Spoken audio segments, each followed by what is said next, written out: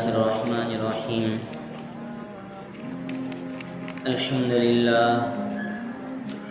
لله نحمده ونستعينه ونستغفره ونؤمن به ونتوكل عليه ونعوذ بالله من شرور أنفسنا ومن سيئات أعمالنا. من يهده الله فلا مضل له ومن يضلله فلا هادي له. ونشهد أن لا إله إلا الله وحده لا شريك له ونشهد أن سيدنا ونبينا ومولانا محمدا عبده ورسوله الذي أرسل بالحق بشيرا ونذيرا وداعيا إلى الله بإذنه وسراجا منيرا. فقد قال الله تبارك وتعالى في القرآن المجيد والفرقان الحميد: يا أيها الذي نزل عليه الذكر إنك لمجنون. صدق الله العظيم. وقال النبي الحبيب صلى الله عليه وسلم: إني أوذيت في الله ما لم يؤذ أحد، أو كما قال عليه الصلاة والتسليم. سبحان ربك رب العزة عما يصفون وسلام على المرسلين والحمد لله رب العالمين. اللهم صل على سيدنا محمد وعلى آل سيدنا محمد وبارك وسلم. اللهم صل على سيدنا محمد وعلى آل سيدنا محمد وبارك وسلم. اللهم صل على سيدنا محمد وعلى آل سيدنا محمد وبارك وسلم.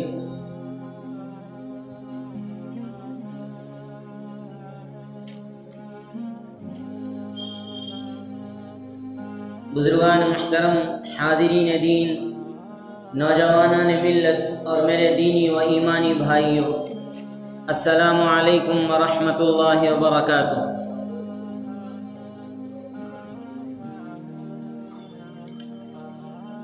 حضور اقدس صلی اللہ علیہ وسلم کی پاکیزہ سیرت اور آپ کی حیات طیبہ کے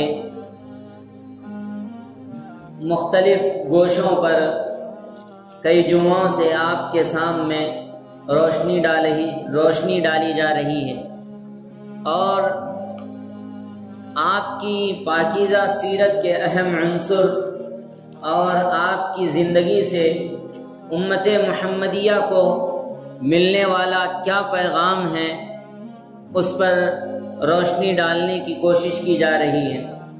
چونکہ ہم نبوت کے 5ویں سال میں ہیں اور اس وقت تک حضور اقدس صلی اللہ علیہ وسلم پر چند ہی لوگ ایمان لائے ہیں، اور جو لوگ ایمان لائے ان پر بھی مظالم کی، تکالیف کی اور شدتوں کی اور مستقل طور پر ستائے جانے کا ایک لمبا سلسلہ جاری ہے، اور اس میں بڑے بڑے کبار صحابہ کو اور عظیم الشان صحابہ کرام کو قریش کی جانب سے انتہائی تکلیف پہنچائی جا رہی ہے۔ اور ایسے وقت میں اللہ کے نبی صلی اللہ علیہ وسلم ایک مرتبہ نبوت کے 5ویں سال میں مکے کے صحن میں بیٹھ کر نماز ادا کر رہے ہیں۔ نماز ادا کی، اور نماز ادا کرنے کے بعد عثمان بن طلحہ جو کلید بردار کعبہ ہیں اور جو دربان ہیں، جو کعبے کی چابی اپنے پاس رکھنے والے ہیں، جن کی ذمہ داری تھی کہ وہ کعبے کی نگہبانی کریں، بیت اللہ کی حفاظت کریں، اور وہ سامنے نظر آئے۔ اللہ کے نبی صلی اللہ علیہ وسلم کا جی چاہا کہ اللہ کے نبی صلی اللہ علیہ وسلم وہاں سے اٹھ کر کعبے میں جا کر 2 رکعت نماز ادا کریں، 2 رکعت نماز ادا کریں۔ کہ اللہ کے نبی صلی اللہ علیہ وسلم نے اس مقصد سے عثمان بن طلحہ سے کعبۃ اللہ کی چابی اور اس کی کنجی مانگی، اور کہا کہ مجھے 2 رکعت نماز ادا کرنا ہے، آپ اس کے لیے دروازہ کھول دیجئے۔ لیکن عثمان بن ابی طلحہ جو اس وقت تک اسلام نہیں لائے تھے، انہوں نے انکار کر دیا اور کہہ دیا کہ ہم تمہیں نہیں دیں گے، اور کہہ کر غصے میں آپ صلی اللہ علیہ وسلم کے سامنے سے ہٹ گئے۔ اور پھر اللہ کے نبی صلی اللہ علیہ وسلم نے ان کو بلایا اور کہا کہ ایک دن آئے گا کہ تم خود یہ چابی میرے ہاتھ میں دو گے اور سارا کا سارا مکہ اسلام قبول کرے گا، اور اس کے بعد میں اس چابی کا مالک رہوں گا، اس چابی کا حقدار رہوں گا۔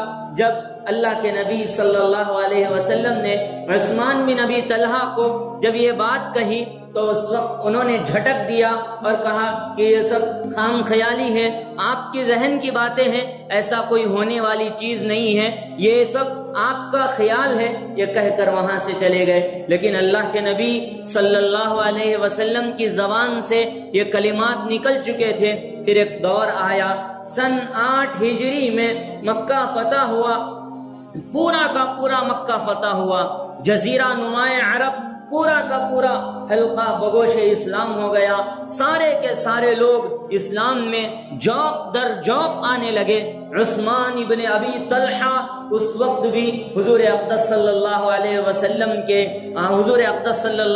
وسلم کے دست حق پرست پر اس وقت ایمان لاتے ہیں اور ایمان لا کر کلمہ پڑھتے ہیں۔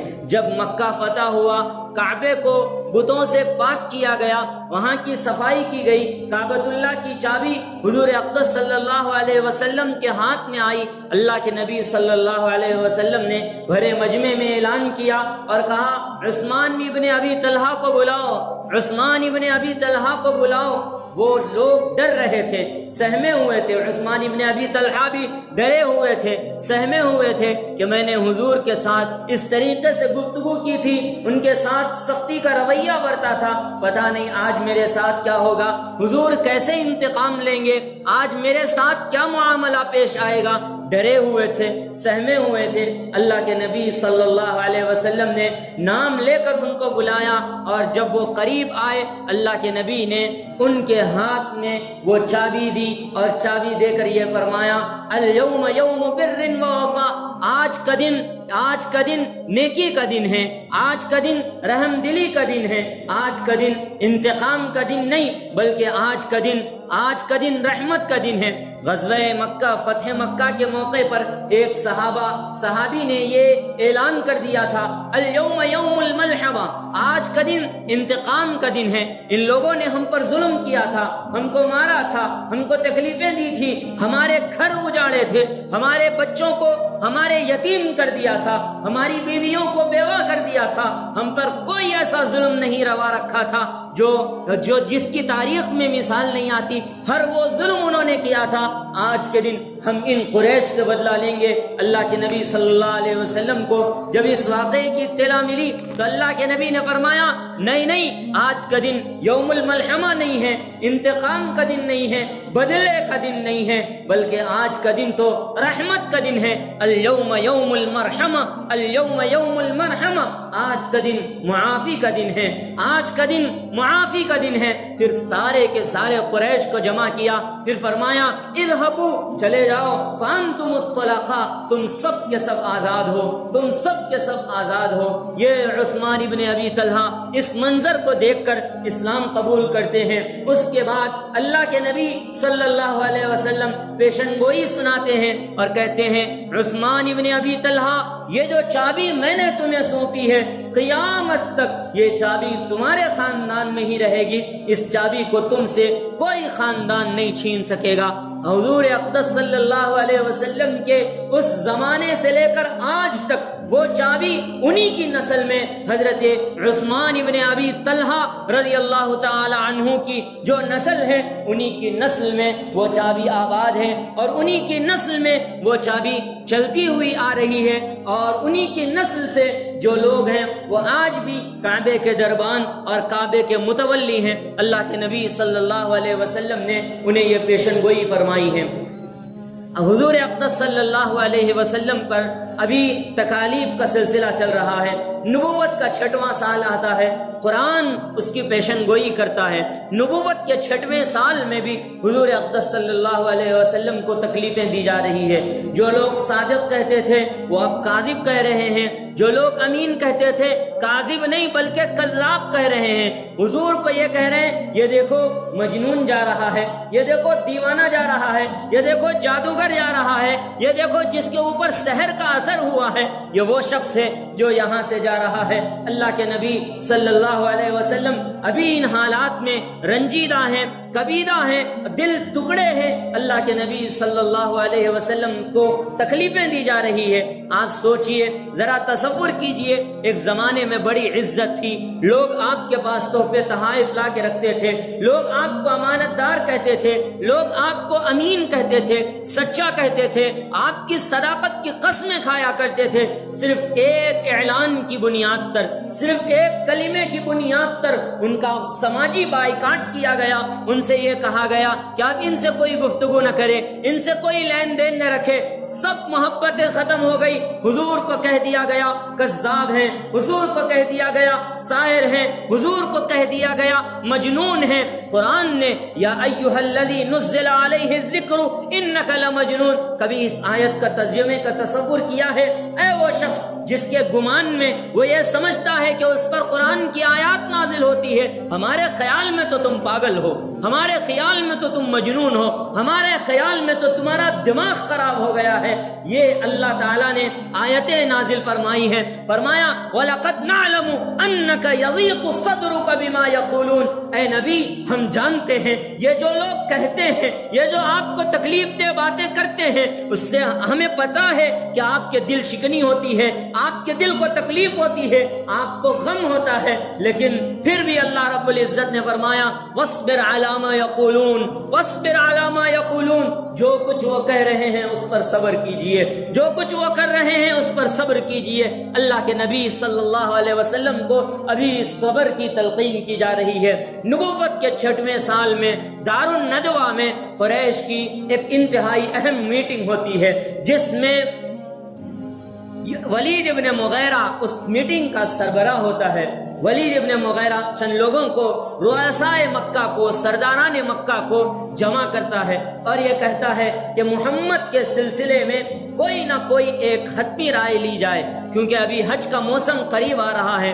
عرب کے مختلف علاقوں سے لوگ مکہ آئیں گے اور مکہ آ کر یہاں رہیں گے، کعبے کا طواف کریں گے۔ اگر محمد صلی اللہ علیہ وسلم کی دعوت کا سلسلہ یوں ہی چلتا رہے گا، نہ جانے کتنے لوگ ایمان لائیں گے، کتنے لوگ قبیلہ در قبیلہ، جوق در جوق اسلام میں آ جائیں گے اور ہمارا یہاں رہنا مشکل ہو جائے گا۔ اس لیے کوئی ایک حتمی فیصلہ کیا جائے۔ اور پہلے یہ کہا کہ جادوگر کہا جائے، پھر یہ کہا نہیں جادوگر نہیں کہا جائے، بلکہ یہ کہا جائے کہ یہ ان کے اوپر جنات کا اثر ہو گیا ہے، اور پھر یہ اس کو بھی ٹال دیا گیا۔ پھر یہ کہا کہ نہیں، یہ بھی نہیں، کاہن کہا جائے۔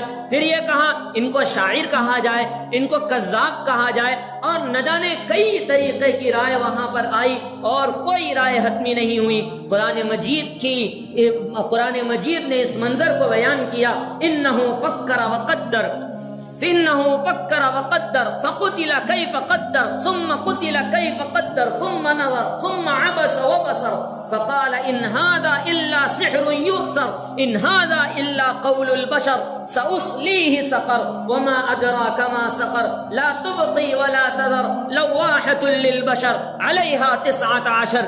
یہ آپ صلی اللہ علیہ وسلم کو طعنے دیے جا رہے ہیں کہ یہ پاگل ہیں، یہ مجنون ہیں، یہ جو قرآن پڑھتے ہیں یہ ان کا کلام ہے، یہ اللہ کا کلام نہیں ہے۔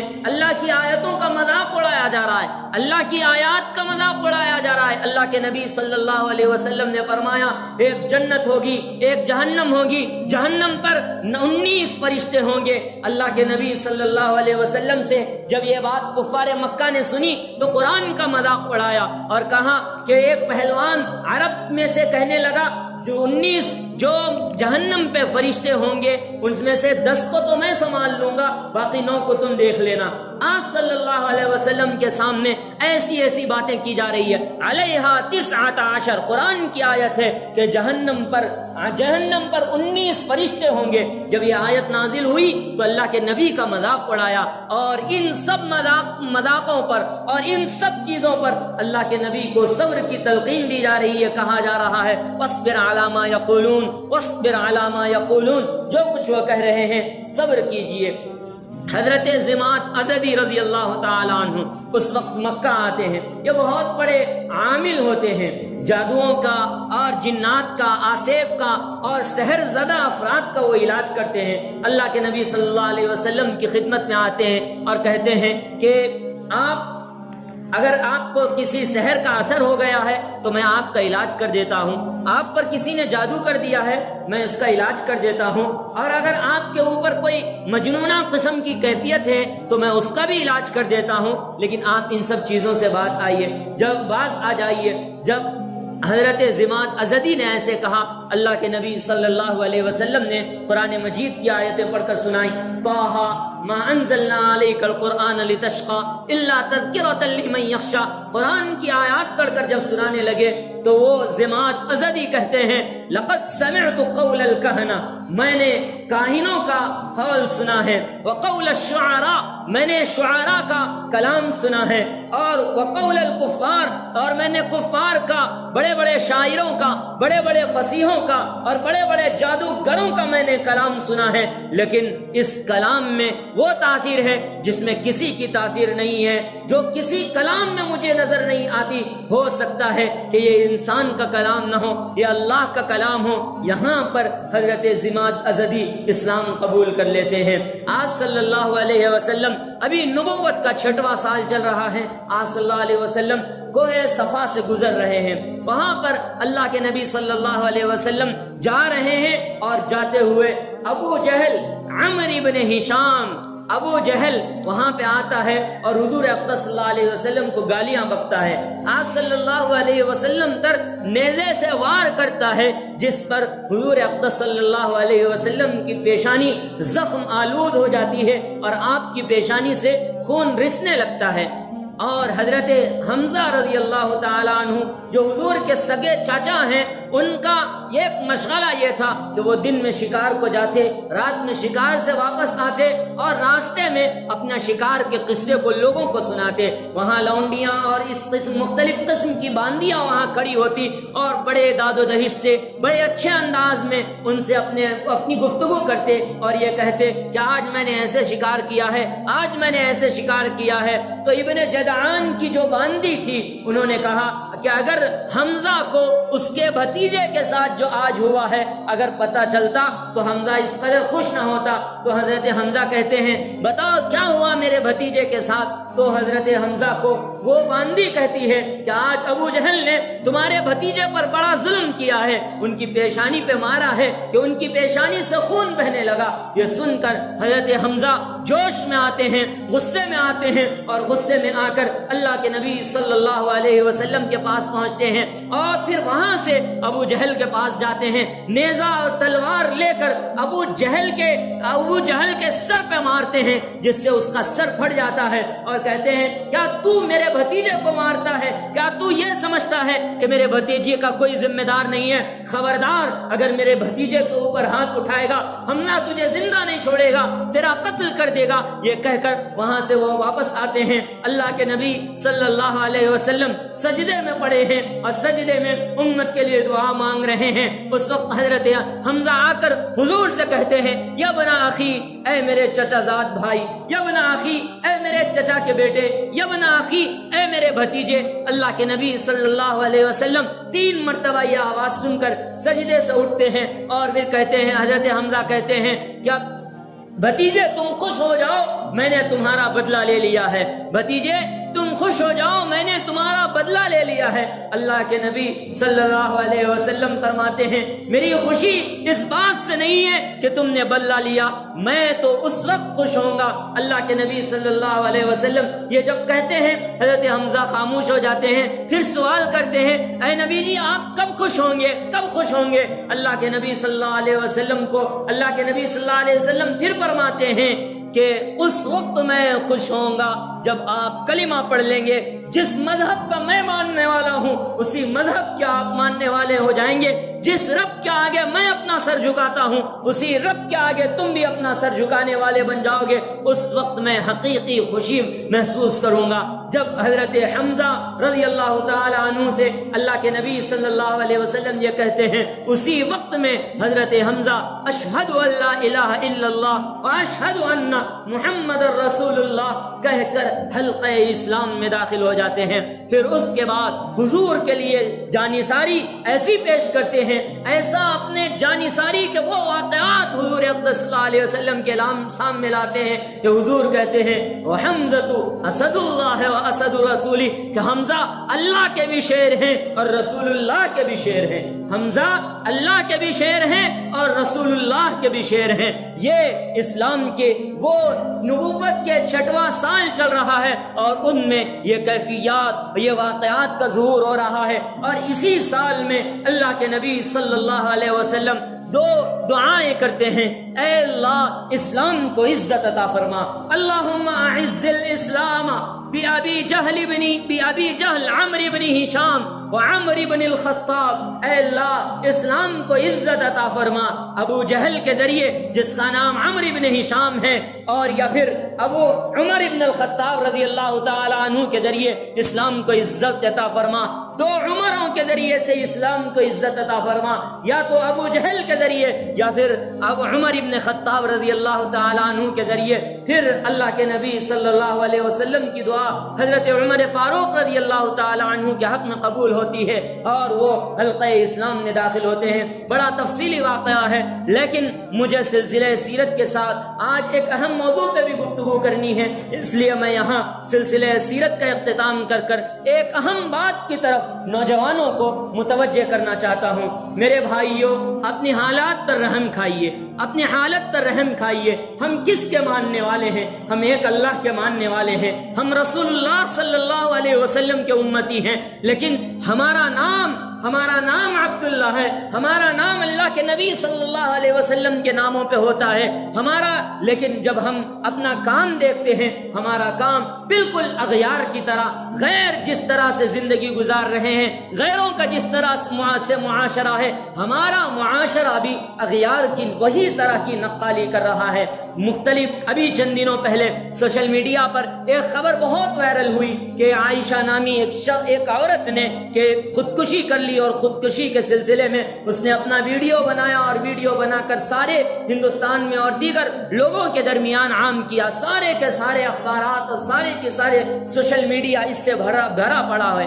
اس کی اصل وجہ کیا ہے, اس کی اصل محرک کیا ہے, اس چیز پہ سوچنے کی ضرورت ہے, غور کرنے کی ضرورت ہے. خودکشی ایک سنگین جرم ہے. اللہ کے نبی صلی اللہ علیہ وسلم نے فرمایا ہے خودکشی اسلام میں حرام ہے, لیکن اس کے کیا اسباب ہیں, کیا عوامل ہیں, کیا محرکات ہیں, کیا وجوہات ہیں, کن وجوہات کی بنا پر آج خودکشی کا جو فیصد ہے وہ بڑھتا جا رہا ہے. گھر بچیاں اور نوجوان بچیاں اپنی زندگی سے ہاتھ دھو بیٹھ رہی ہیں, یہ کس وجہ سے ہے؟ اس کی جب اصل وجہ معلوم کی گئی تو اس کا اصل سبب سامنے جو آیا وہ جہیز کا اصل مطالبہ ہے, اور اس کے ساتھ ساتھ شوہر کا ظلم, نا اتفاقی اور رشتوں میں ناچاقی, یہ ساری کی ساری وجوہات سامنے آئی ہیں.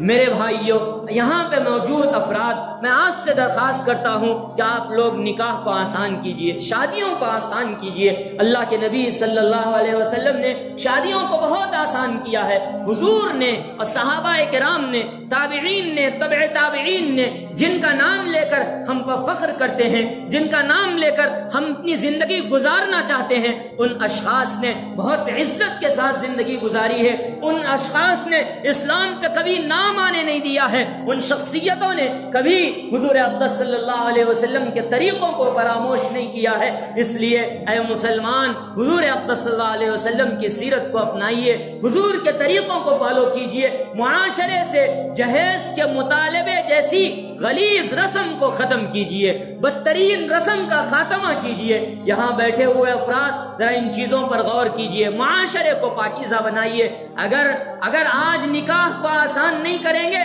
زنا آسان ہو جائے گا. جب نکاح آسان ہو جائے گا, زنا مشکل ہو جائے گا.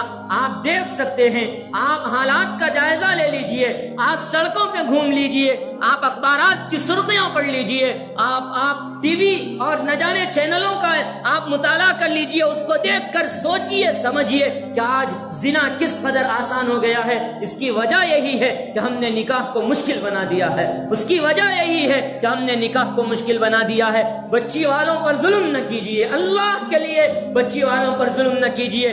جوڑے کی رقم، اور گزشتہ زمانے میں اسے تلک کی رسم کہا جاتا تھا، تلک کی جو رسم ہے جوڑے کی رقم کے نام پر، جہیز کے نام پر بچی والوں سے ناجائز پیسے مانگے جاتے ہیں، ناجائز پیسے مانگے جاتے ہیں، اور جہیز میں 4-4 لاکھ 5-5 لاکھ 10-10 لاکھ روپے کا جہیز لیا جا رہا ہے۔ بول کر مطالبہ کیا جاتا ہے کہ ہمارے بچہ اچھا انجینئر ہے، پڑھا لکھا ہے، ڈاکٹر ہے، پروفیسر ہے، اس لیے ہمیں کار چاہیے، اس لیے ہمیں یہ چاہیے، اس لیے ہمیں وہ چاہیے۔ اللہ کی قسم یہ لعنت ہے، یہ لعنت آپ کی ذات پر، آپ کی اولاد پر، آپ کے مال پر، آپ کے خاندان پر یہ لعنت برسے گی۔ پورا خاندان تباہ ہو جائے گا، اولاد تباہ ہو جائے گی، مال تباہ ہو جائے گا۔ اللہ کے نبی کی حدیث ہے تنکح المرأة لثلاثها، عورت سے 3 وجوہات سے محبت کی جاتی ہے، لجمالها، یا تو اس کے جمال کی وجہ سے، لحسبها، یا اس کے خاندان کی وجہ سے، لحسبها ولمالها، حسب اور مال کی وجہ سے، اور تیسری وجہ ہے لدینها، اس کے دین کی وجہ سے اس سے محبت کی جاتی ہے اور اس سے شادی کی جاتی ہے۔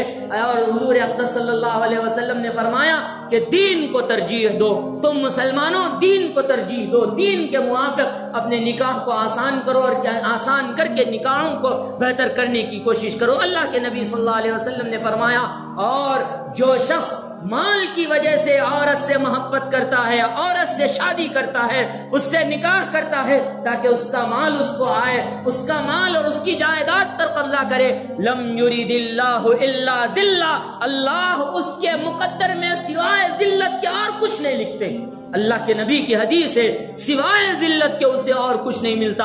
آج کا یہ ذلت والا معاشرہ، تباہ کن معاشرہ، اس بات کی علامت ہے، اس بات پر دلالت کر رہا ہے کہ ہمارا نکاح کا مقصد صرف اور صرف مال ہے۔ مال کے پیچھے ہم ایسے بھاگے جا رہے ہیں جیسے ہمیں اس مال کا حساب اللہ کے سامنے نہیں دینا ہے، ہماری زندگی کا حساب اللہ کے سامنے نہیں دینا ہے۔ نوجوانوں سے گزارش کرتا ہوں، جب آپ اپنے جائیداد، آپ اپنی خواہشات کے موافق اگر کوئی چیز کام نہیں ہوتی تو آپ اپنے ماں باپ کے سامنے ڈٹ جاتے ہیں اور یہ کہتے ہیں کہ ہم اس چیز کو برداشت نہیں کریں گے، اور اس پہ حق پہ آپ جب قائم ہو جاتے ہیں اور آپ ٹھہر جاتے ہیں، مضبوط ہو جاتے ہیں، تو پھر یہ جب شریعت کی بات آتی ہے اس وقت میں جب ہی وہ ساری چیزیں کیوں یاد آتی ہیں، سبھی وہ سارے مطالبات کیوں سامنے آتے ہیں۔ ہمارے ابا کی خواہش تھی، ہمارے دادا کی خواہش تھی، ہمارے نانا کی خواہش تھی، اور گھر میں بیٹھی بوڑھی خواتین کی خواہش تھی، اور ان کی خواہش کے مطابق صرف 5 لاکھ کا جہیز لیا ہے، صرف 10 لاکھ کی جوڑے کی رقم لی ہے۔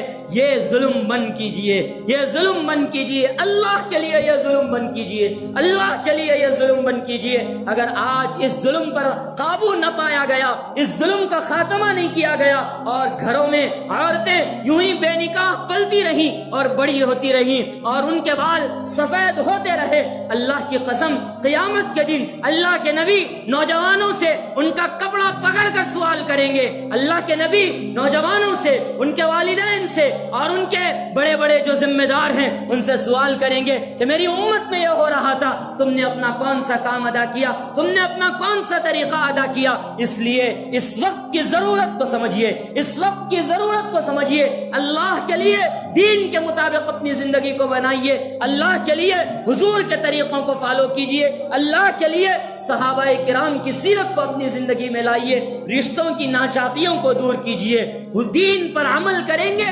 زندگی پرسکون ہو جائے گی۔ اگر آج عمل نہیں کریں گے تو کب عمل کریں گے؟